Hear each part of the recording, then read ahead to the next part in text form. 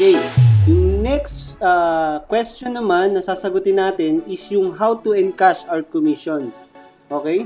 Madalas kasi, may mga members na tayo or believers na tayo na meron ng commissions, pero dahil hindi nila alam kung paano mag-encash sa system, hindi pa nila makuha yung commissions nila, no? So, for example, itong video na to, papakita namin kung paano mag-encash ng ating mga commission. Okay? So, magpapasok tayo ng account, yung account natin, for example, okay? So, click natin yung login para makapasok tayo dun sa ating account. So, makikita natin yung dashboard, no? Andyan na rin yung ating mga commissions. So, para makapag-encash po ng ating commission dito sa PackCycle Matrix, punta po tayo dito sa left side, no? May makikita po tayong mga options.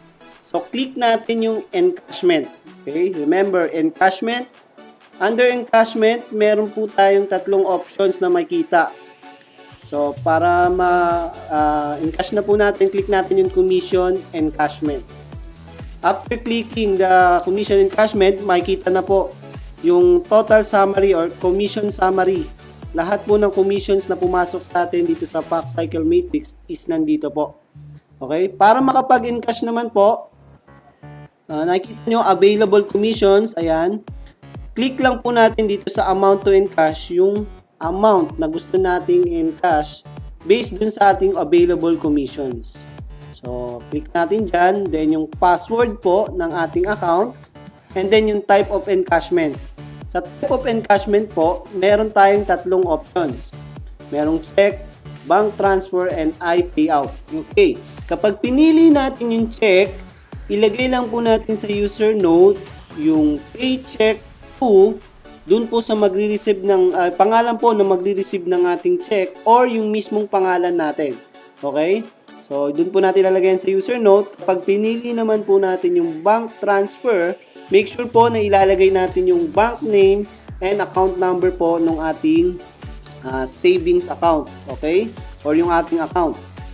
So, kapag iPayout naman po, ito po ay isang payment gateway company na kung saan kapag nag-apply po tayo sa kanila, bibigyan po tayo ng debit card para ma-withdraw natin yung ating commission sa iba't ibang bansa. So, tatlong options po yan. Pwedeng check, pwedeng bank transfer, and iPayout. Okay, so after that, kapag nakumpleto na natin mapilapan yan, click po natin yung encash commission.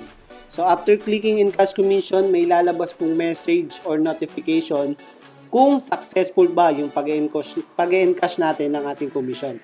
After po, kung halimbawa successful, inform po agad natin si main office ng GPAX International kung nakapag-request na tayo for encashment. Okay?